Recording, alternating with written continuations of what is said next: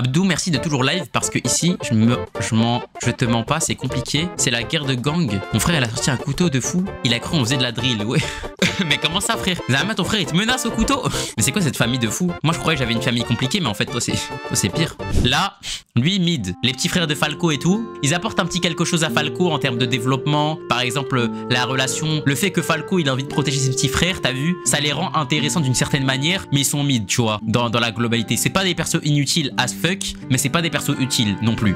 Lui, palmarès, il est juste fort, mais vu qu'il est fort, c'est un goat, frère, c'est un bonhomme. Les gars, n'oubliez pas ce type-là, il est parti, il voulait tuer Arion. Il fonçait sur Arion, mais pas Zama en mode pour récupérer la balle, non, il voulait le détruire. C'est l'homme ou la balle, pas un des deux. Lui, c'est Makelele Prime, j'ai jamais vu ça de ma vie. Un défenseur comme ça, c'est Makelele Prime, ce type. Si je dois le prendre dans mon équipe, en défenseur central, titulaire tous les jours. C'est le papa de la princesse. C'est le papa de la princesse, l'autre là, de Falamorbius. Bonhomme, incroyable. Bon, le poteau, on comprend vraiment pas s'il est mort, s'il est en vie. Je comprends toujours pas pourquoi ils nous l'ont pas expliqué. De Zama, comment ils se sont réincarnés comme ça. Ils disent oui, le petit Pokémon là, c'est un bon. Il a toujours voulu sauver sa patrie. Il a aidé Victor à justement remettre de l'ordre dans sa planète. Njord. Alors Njord, fraude de baiser. Il a rien apporté. Son seul palmarès, c'est qu'il a marqué un but contre notre équipe qui était flinguée au sol. Surtout, vas-y frère, tempête du léopard, casse-toi frère, qu'est-ce que tu me racontes? Katora, désolé les gars, c'est une fraude.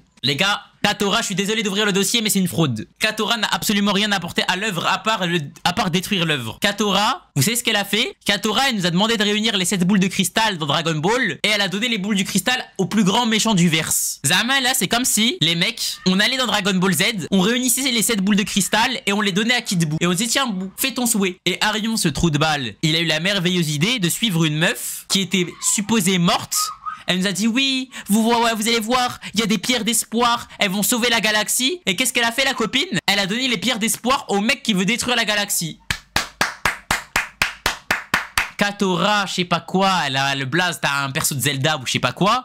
Nul à chier, c'est à cause d'elle que la galaxie est en danger. Elle serait morte sur sa planète, rien de tout ça ne serait arrivé. Alors Glacia, elle en gros les gars, Glacia, c'est le trans premium. Genre jamais trans dans tous les sens du terme. Trans dans son esprit, trans dans son corps, trans dans sa manière d'agir. Vous voyez les mecs qui commencent à dire oui, moi je me sens framboise, moi je me sens myrtille. Mais Glacia, elle c'est hardcore. Elle sent tout pour ce qu'elle a apporté. Bah en fait les gars, Glacia elle a apporté quoi à part le dire je suis une extraterrestre et je vais être à vos côtés. La copine elle a aidé aucun joueur. En plus, je le répète au début, elle était heureuse que notre équipe ait galère à jouer au foot. En fait, mais Glacia, en fait, à part être la meilleure trans du monde, tu es quoi? Rien. Zeble, poubelle. Lui mid.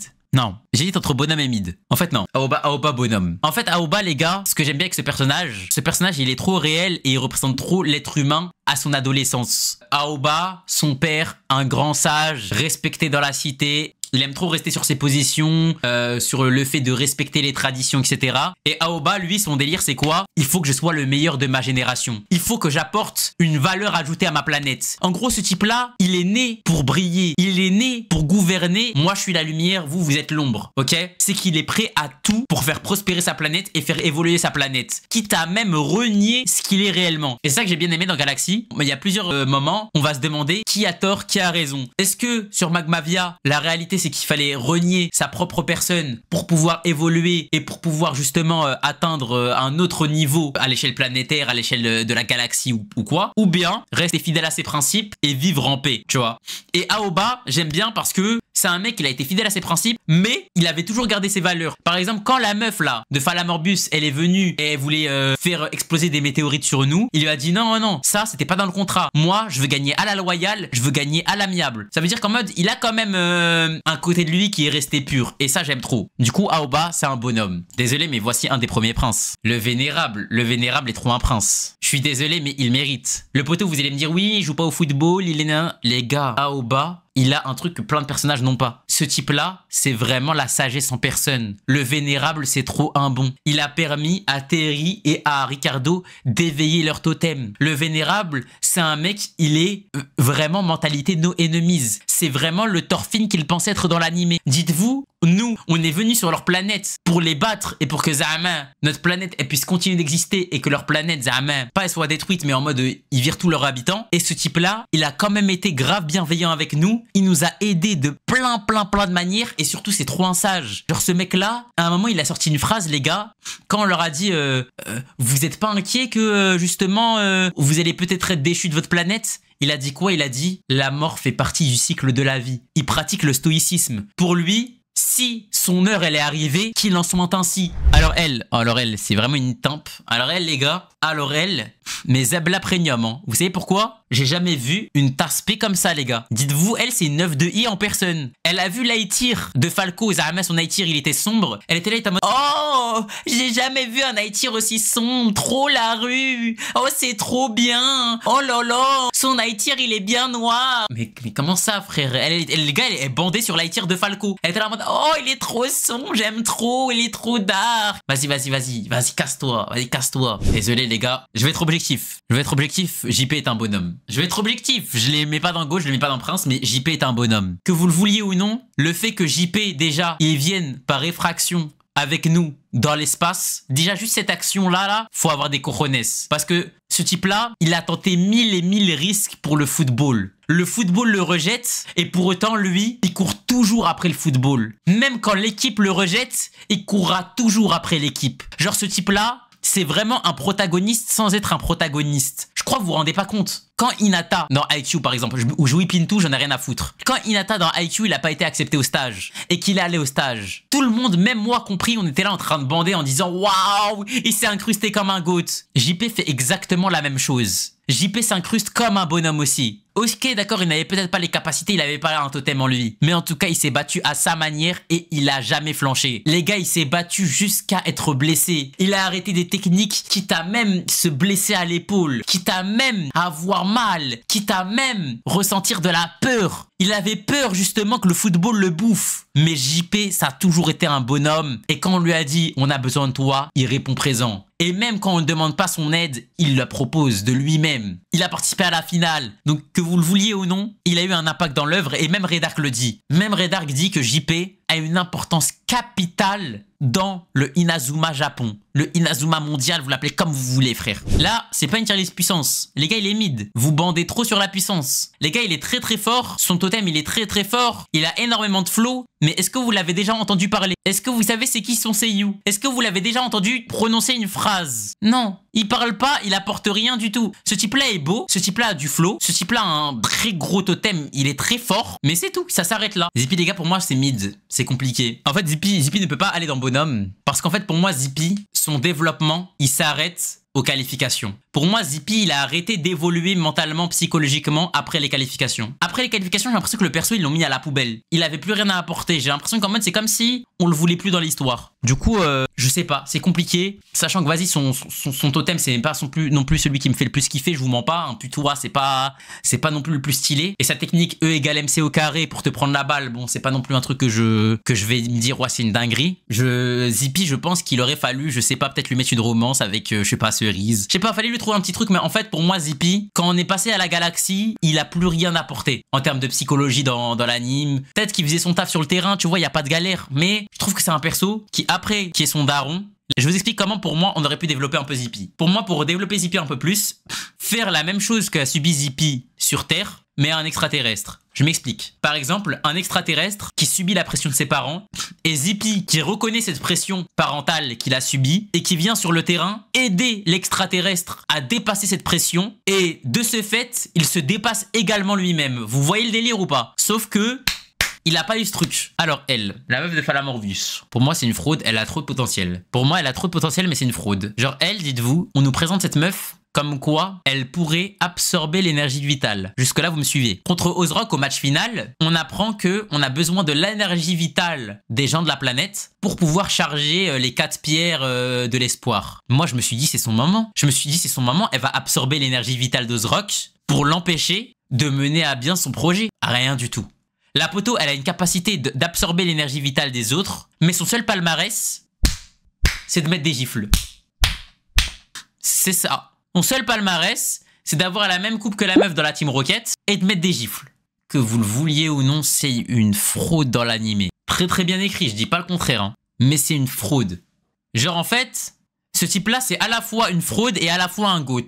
Vraiment, Redark est à la fois un GOAT et une fraude, je vous parle sincèrement. Genre ce type est à la fois le GOAT et la fraude de l'animé à lui tout seul. Je m'explique. Dans Galaxy, il est très très bien écrit, je suis d'accord avec ça. Le personnage qui à la fois cohabite la lumière et les ténèbres en son sein, en son esprit, ça a été très bien retranscrit, il n'y a pas de galère. Mais il y a un truc que j'aime pas, c'est, ça y est, on en a marre la mode de 2012 pour qu'un personnage soit mystérieux, il doit jamais parler, il doit jamais donner de consignes, on doit jamais le voir. Redark, je le rappelle les gars, hein, la seule interaction qu'on a de Redark, c'est son putain de sourire. À chaque fois, quand il voit un mec éveiller son totem, il fait ça. Tu vois un mec éveiller son totem, on va Redark comme ça. Ça y est frère, ça y est, on a compris. On a compris, t'as une nouvelle moustache, sourire Colgate, tout ça, mais ça y est, dose. Ça y est. Le poteau, les gars, c'est sûrement l'un des seuls qui aurait pu être l'un des meilleurs entraîneurs. Mais pour autant, en termes d'entraîneur, je suis désolé, pour moi, ce n'est pas quelqu'un qui a su aider l'équipe.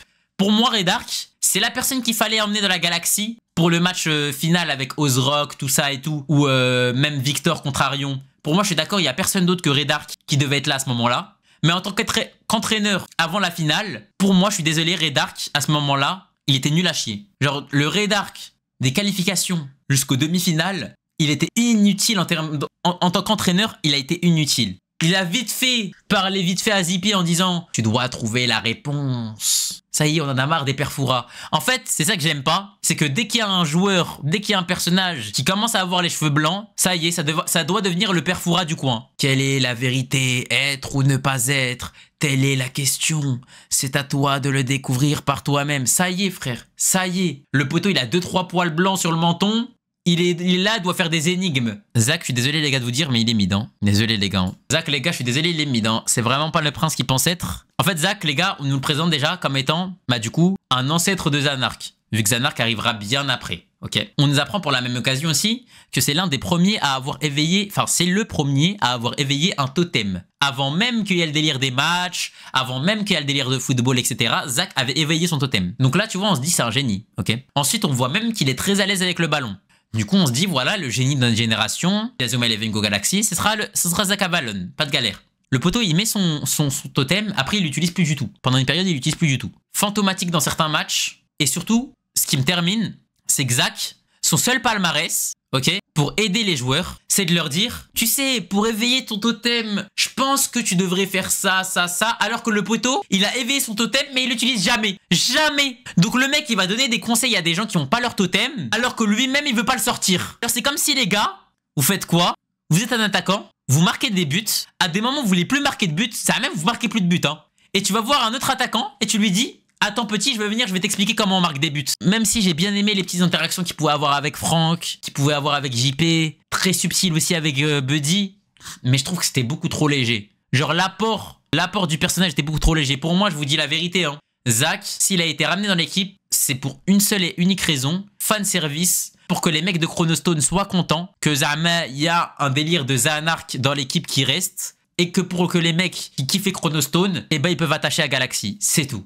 Le père de Kinan, les gars, est un prince. Au cas où vous ne le sauriez pas, ce type-là est un prince, hein, je vous le dis. Non, peut-être pas un prince, j'abuse. C'est un bonhomme. Ce type-là est un bonhomme. Jurez-moi que c'est pas trop un gentil, ce type. Le mec, toute sa vie, il a voulu être inspecteur. Il a voulu faire respecter la loi. Ça a été grave un bon. Il a éduqué son fils dans le bien. Mari aimant. Il était là avec sa femme, son fils. Aucun problème. Il a toujours été là pour soutenir son fils. Il l'a jamais forcé à faire quoi que ce soit. Genre, c'est vraiment un papa modèle. Sans pour autant le pousser à suivre sa voie comme il le fait. Genre vraiment, c'est un papa comme mon papa. Genre moi je le vois comme mon père. Tu vois, c'est un type, il vit sa vie normale, il est posé, c'est pas un méchant. Et en plus il a une fin tragique, miskin. Et il a réussi à faire un truc de fou. C'est que il a permis de montrer la voie aux autres. Il a montré la voie à son fils. C'est-à-dire que son fils, son seul but, c'est de ressembler à son père. Donc déjà, à partir du moment où l'un des protagonistes du coup de la saison, son objectif c'est de ressembler à son père, c'est que forcément c'est un bon exemple. Le pire, ce qui est incroyable les gars, c'est quand vous vous rendez compte que c'est un lambda qui fait office d'exemple, c'est ça qui est beau. C'est de se dire que parfois les choses simples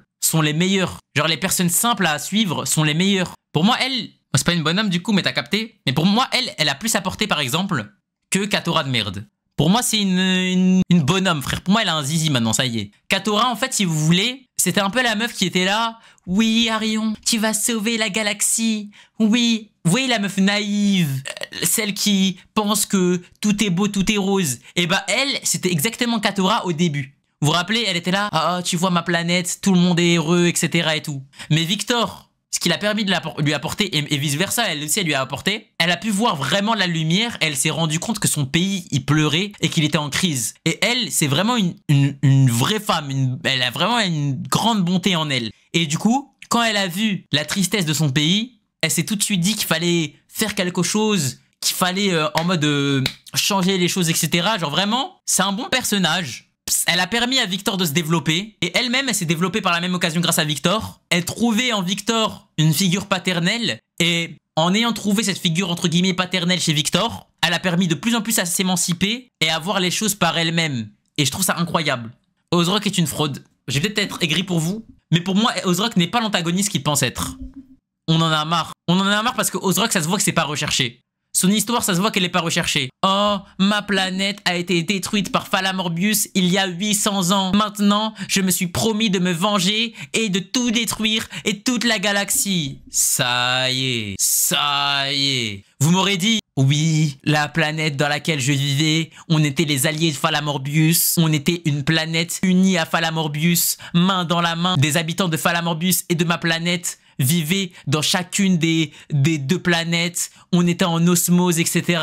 Mais votre ancêtre nous a trahis à ce moment-là, petit flashback, on voit le père de Ozrock qui se fait trahir, etc. et tout, on voit le père de Ozrock mourir sous ses yeux, tu sais, des trucs comme ça. Non, le poteau, juste, il perpétue le cycle de la haine. Ça y est, on en a marre, les gars. Genre, en fait, je suis d'accord pour faire des antagonistes sur le cycle de la haine, il n'y a pas de galère. Mais donnez-nous un peu plus de matière. Donnez-nous un peu plus de concret. Donnez-nous un peu plus d'histoire. Ozrock, le personnage, il a aucune histoire. Genre, vraiment, il mène un combat contre personne. Il mène un combat contre des personnes qui sont mortes, enterrées, 6 pieds sous terre. Oh, incroyable. Pour moi, il fait partie des princes. Sa planète, déjà, c'est une planète extrêmement pauvre. On débarque de leur planète et ils nous disent quoi? La première chose qu'ils nous disent, c'est l'eau. Si on vous offre de l'eau, c'est la meilleure chose qu'on puisse vous offrir ici sur notre planète parce que c'est la chose qu'on a le plus précieux. Vous vous rendez compte? À partir du moment où l'eau, c'est la ressource la plus précieuse de leur planète, vous imaginez un petit peu leur pauvreté et leurs conditions de vie. Il avait le cœur sur la main. Il a toujours voulu œuvrer de façon juste et honnête. Par contre, c'est pas comme un vénérable où c'est quelqu'un qui voulait pas. Le vénérable qui est un peu différent. Le vénérable, il était pas là pour défendre sa planète. Il était là pour accepter son sort, comme je vous ai dit, le stoïcisme. Ok, l'acceptation des événements qui s'ensuit. Lui, c'est la fierté saïenne, mais pas une fierté saïenne, une fierté de merde. Une fierté de défendre sa planète, mais tout en respectant les valeurs et les principes qui lui ont été inculqués depuis qu'il était petit. Quand il voyait que dans le match, ça commençait à devenir n'importe quoi, que lui, là, il commençait à blesser nos joueurs, etc. Il a interdit tout ça. Il a voulu jouer son propre football. Il a voulu jouer un football honnête, quitte à même perdre. Du coup, je suis désolé les frères, mais pour moi, ce type-là est un prince. Banda, pareil, prince. Incroyable. Ces gens-là se rendent compte, comme je vous ai dit, de la chance qu'ils ont d'être en vie. Je vais reprendre l'exemple de tout à l'heure, mais en gros, si je vous passais 10 milliards d'euros, n'importe qui accepterait. Mais demain, si je vous passerais 10 milliards d'euros en vous disant que la condition, ce serait que le lendemain matin, vous soyez mort, personne n'accepterait. Et bah ces hommes-là, chaque jour peut être leur dernier jour. C'est pas des types qui ont 10 milliards d'euros, c'est pas des types qui ont les plus grandes richesses du monde, et pour autant, ils ont compris que la plus grande richesse qu'ils avaient, c'était de vivre. C'était de vivre une vie certes courte, mais intense. Chaque jour de leur vie, ils essayent d'en faire quelque chose de bien, d'en faire quelque chose de mémorable et de faire quelque chose qui sera profitable aux autres. Et eux, ils ont tout compris. Ils ont tout compris parce que ils ont compris c'était quoi l'importance de la vie et à quel point elle pouvait être courte. Et surtout, pour eux, la mort, c'est pas forcément une tragédie. C'est vraiment un cycle.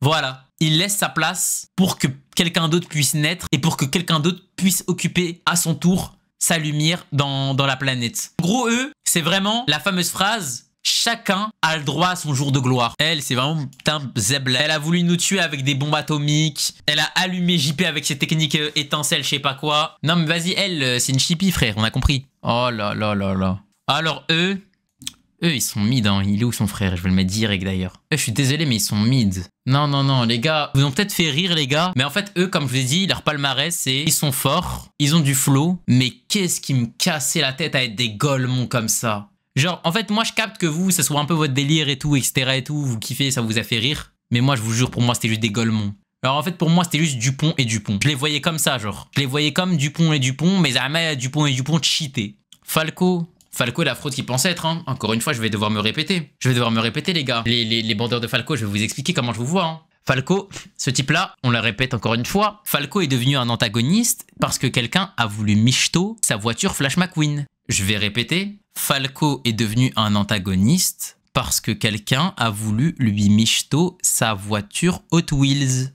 Arrêtez de dire parce qu'il n'a plus de parents, parce que quand Falco est devenu Dark, c'était pas du tout parce qu'il avait plus de parents. Falco, quand il est devenu Dark, c'est vraiment quand il a jeté sa voiture là et qu'il a dit « Je crois plus en l'amitié, je crois plus en tout ça. » Arrêtez de faire Zaman, oui, c'est parce qu'il est plus parents. C'est faux. Falco, quand il avait plus ses darons et tout, sa mère, elle était à l'hôpital, elle était à 2 doigts de caner. Il était très heureux, c'était un très bon fils. Vraiment, on aurait dit vraiment limite un protagoniste. Mais quand il y a un mec, il est venu, il lui a dit « Wow, pète sa mère ton Audi A5 là. » Il est venu, il a dit « Ah ouais, toi t'aimes que mon Audi en fait, hein. Ah ouais, toi t'es pas là pour moi en fait, t'es là que pour mon argent. Allez hop, CLM. » En plus, Falco après qui fait une petite teinture bleue en mode ça y est, libéré, délivré, je ne mentirai plus jamais. Ça y est, les gars, je le vois comme la Reine des Neiges ce type. Jamais il s'est libéré d'un fardeau en disant oui, ça y est, moi, je vais devenir méchant mais à l'état pur. Maintenant, je vais arrêter d'être un hypocrite. Waouh.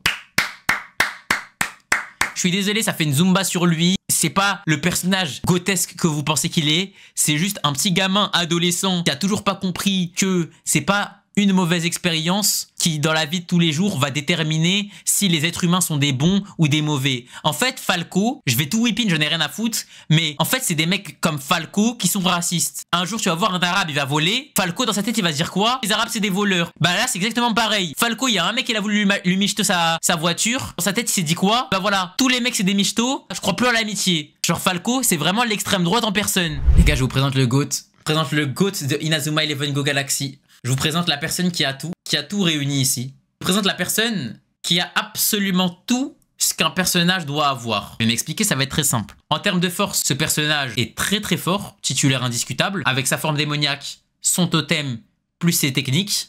Ok. Histoire vraiment touchante pour une fois, parce que c'est un personnage qui a, au-delà du fait d'avoir eu un traumatisme, contrairement à Falco par exemple, pour faire la comparaison, il a su surmonter tout ça. Il a su surmonter sa peur à la fois de lui-même et de l'autre et à comprendre qu'en réalité, un véritable homme, un grand homme, c'est une personne qui est capable à la fois de surmonter sa peur mais aussi de confier sa peur aux autres. Et quand j'ai vu Buddy pleurer aux qualifications, mais j'ai pas vu des larmes de crocodile, j'ai vu des larmes d'homme. Et aussi, pendant Galaxy, quand on était dans la galaxie, la relation avec Banda. Trouvez-moi un homme plus humain que Buddy quand on était dans la planète de Banda. Quand tout le monde était occupé à jouer au foot pour sauver sa planète, Buddy, lui, s'est soucié de l'espérance de vie des gens de cette planète. Il s'est soucié de Banda. Pendant que des Arion Sherwood étaient en train de bander sur des Katora et de rêver que de ça, Buddy, lui, faisait des cauchemars en imaginant Banda mourir sur le terrain. En fait, Buddy est le personnage le plus humain de cette équipe. Parce que quand on rencontre plein de personnes dans toute la galaxie, chaque planète a des spécificités. Et nous, les humains, on a un caractère à nous qui nous est propre, c'est qu'on est capable à la fois de faire le meilleur comme faire le pire. Et Buddy représente exactement ce côté humain. Il est à la fois capable du meilleur comme du pire. Au tout début, quand Buddy, c'était un sauvageon, mec de cité, qui était là, qui ramenait des ennuis, qui était capable de faire le pire pour l'équipe, mais lorsqu'il a grandi et mûri, il a été capable également de faire le meilleur. Kinan, je suis désolé pour moi, mais il vient dans mid. C'est un personnage que j'aime bien, j'ai beaucoup aimé sa philosophie jusqu'aux qualifications.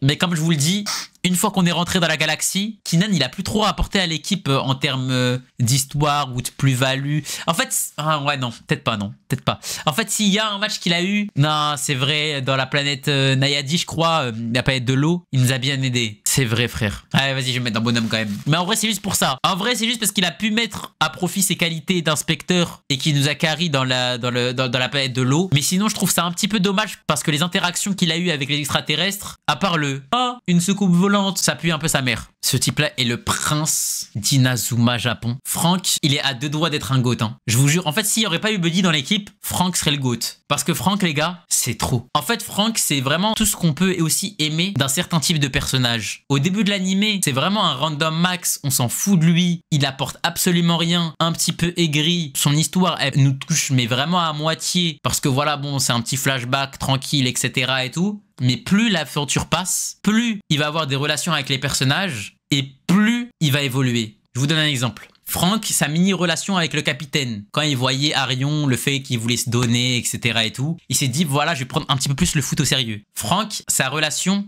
avec Victor, l'oubliez surtout pas celle-là. Victor qui part voir Franck et qui dit à Franck, le football est comme une bête sauvage, si tu ne la maîtrises pas, elle te dévore. Incroyable la phrase. Franck et Victor qui s'entraînent côte à côte, même après les entraînements, ils font des entraînements supplémentaires. Franck qui dit qu'il a vraiment envie de progresser au football. Franck dit qu'il a envie d'être meilleur, qu'il a envie d'atteindre le niveau de Victor. Les personnes qui sont susceptibles d'être les plus faibles, quand lui il a été. Parce que Franck, il connaît le moment où il n'a pas été capable de porter l'équipe, il n'a pas été capable justement d'avoir une plus-value à certaines périodes au tout début. Il connaît ce sentiment. Et du coup, Franck, lui, son objectif, ça a été de voir JP. Là, JP, où il était au plus bas, manque de confiance en lui, il lui a redonné confiance, il lui a redonné envie de se battre, il a protégé le terrain, il a protégé JP.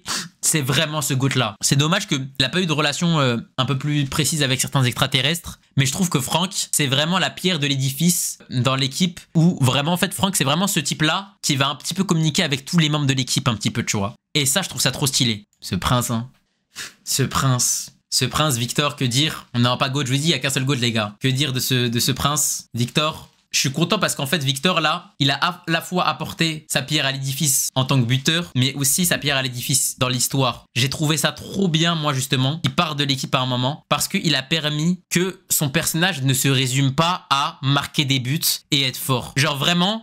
Le fait qu'il a voulu observer la planète Falamorbius, voir les gens qui étaient les plus démunis, voir les plus pauvres, leur tendre la main, les aider, dire à la princesse quels étaient les problèmes de son pays, etc. et tout, je trouve que ça a vraiment été une masterclass. Le dernier match contre Arion, le fait qu'il se donne à 100% justement à un match contre Arion, où il se bat à son maximum, il met son meilleur football dedans, j'ai trouvé ça trop beau. Franchement, Victor, en fait, Victor, pour moi, à ce moment-là, dans Galaxy, n'avait absolument plus rien à envier à Axel, parce qu'en gros, c'est devenu un joueur vraiment trop complet. Et quand je dis un joueur complet, c'est pas uniquement dans le terrain, c'est aussi en dehors du terrain. Victor, dans et en dehors du terrain, est devenu vraiment un exemple d'attaquant dans tout Inazuma Eleven. Ce type-là, ça se voit qu'il a mûri et qu'il revient de loin. Quand on rappelle un Victor sous les ordres du 5e secteur et qu'on voit maintenant un Victor dans Inazuma Eleven Go Galaxy, on se rend compte que son écriture, au fur et à mesure du temps, Victor, il n'a vraiment fait que évoluer. Trina, les gars, c'est une bonhomme. Je retire ce que j'ai dit sur elle. Au début, les gars, je l'ai vanné. Au début, je l'ai taillé, etc. Mais faut pas oublier un truc. Elle a permis à Buddy de s'émanciper. Elle aussi, ça a été l'une des seules qui a pu éveiller en premier son totem. Défensivement parlant, j'ai rien à dire. Elle a vraiment fait le taf. Je vais dire la vérité, hein, les gars. Trina, les gars, elle aurait le Chara Design, les gars, de Nelly. Vous auriez tous dit que Trina, c'était votre reine. T'as capté? Vous aurez tous dit que Trina, c'était votre reine. Trina, elle aurait le character design de Nelly. Je vous jure, vous aurez tous dit « Ah, c'est la reine du monde, c'est la reine du monde. » Je vais vous dire la vérité. Vous êtes des mochophobes. Vous voyez un moche, vous dites c'est une merde. En fait, vous êtes exactement comme la société actuelle, des pourritures.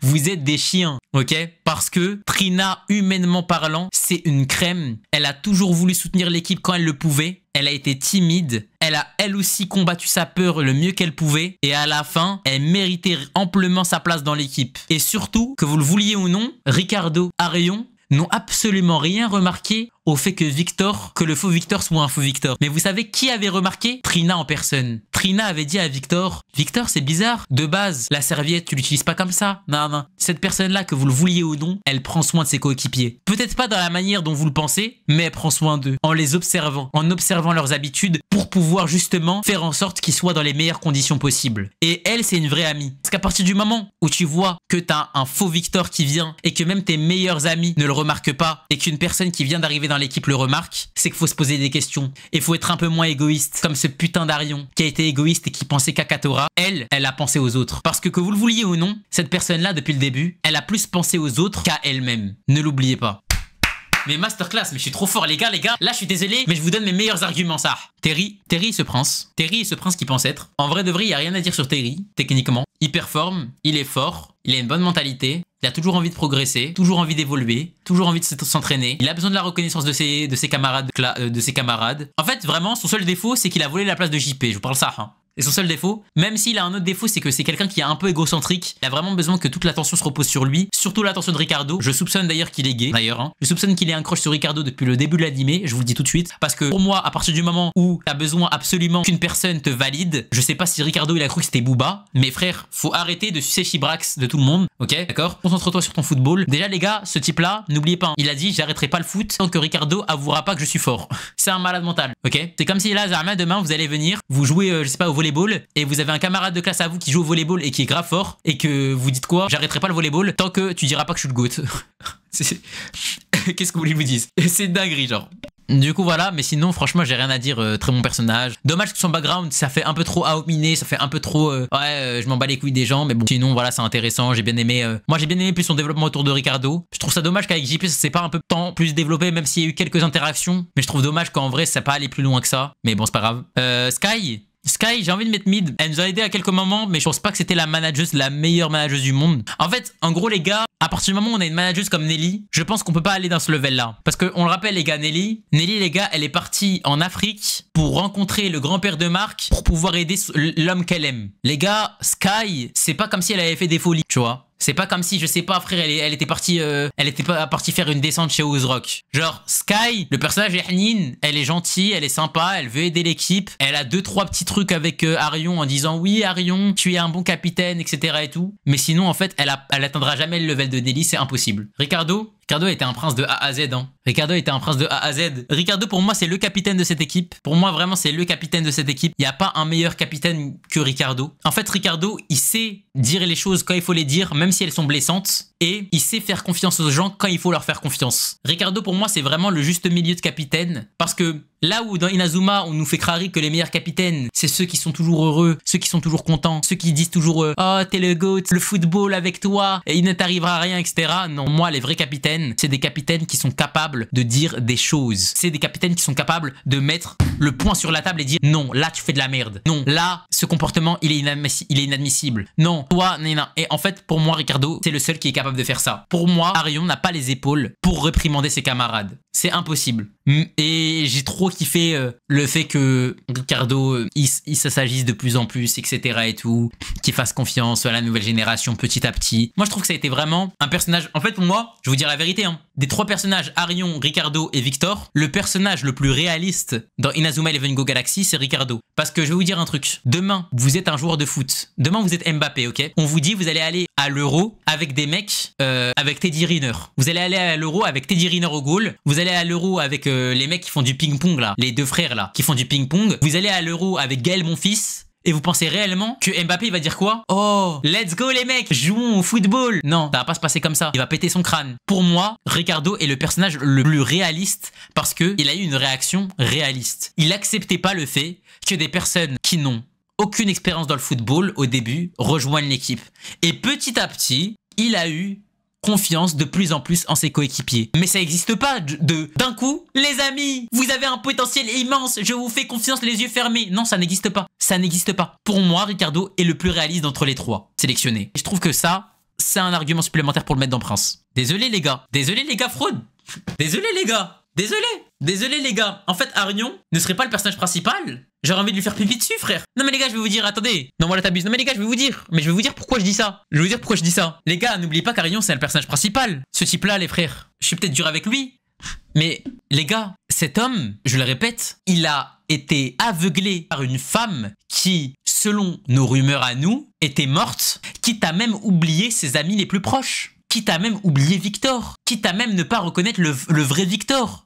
C'est avec Victor, c'est pas pareil. Parce que Victor, lui, quand il est allé sur la planète, il a réglé des vrais problèmes. Les problèmes de la pauvreté. Il a pointé du doigt des vrais problèmes de la planète de Falamorbius. La pauvreté, la misère, la souffrance, la haine, la colère. Arion, à part réunir des pierres, à part réunir des boules de cristal, il a fait quoi, Arion? Et des boules de cristal, je le rappelle, qui ont permis à Ozrock de mener une dictature.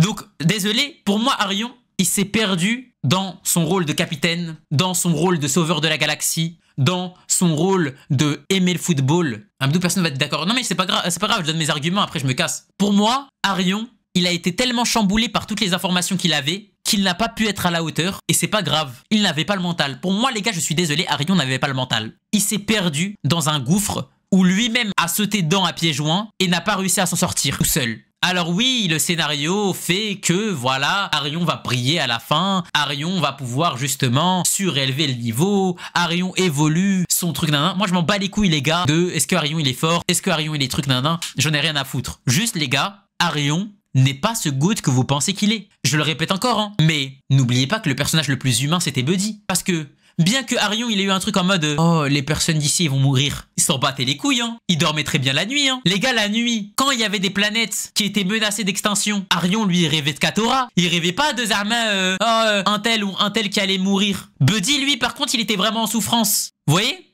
Je dis pas que tout le monde était... que Arion, peut-être qu'il était un peu plus humain que les autres, tu vois. Mais je suis désolé, en tant que capitaine, en tant qu'amoureux du football... Pour moi, tu ne peux pas dormir serein alors que tu as utilisé le football pour causer la perte de millions et millions d'innocents. Moi, si le Arion, ça aurait été vraiment le GOAT qu'il pense être, chaque fin de match, il aurait pleuré. Chaque fin de match, il n'aurait pas mené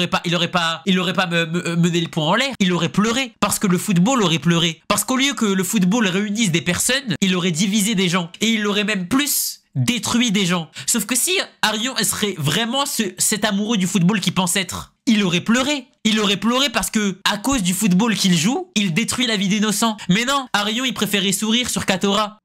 Pas grave. Du coup, vous voulez sucer Arion, y a pas de galère. Moi, il restera en fraude. C'est ma tier list. C'est mon avis. Arion n'a pas été le capitaine qu'il pensait être. Arion n'a pas été le GOAT qu'il pensait être. Et voilà. Si pour vous, mes arguments, vous ne comprenez pas encore ma tier list, bah pas grave, ma'alish. Si vous acceptez pas, vous avez d'autres avis, c'est normal. Encore heureux que vous avez d'autres avis. En tout cas, moi, c'est ma tier list. Je suis content. J'ai mis du temps à la faire, mais ça, de tout ce que j'ai regardé et tout, j'ai pris du temps à le faire et tout, nan. Et franchement, c'est le truc que je voulais faire, ça. Carrément, si vous voulez donner votre avis, tout ça et tout, les gars, vous pouvez aller sur mon Twitter. Petit instant pub. Ah, les gars, avouez, je suis un bon community manager.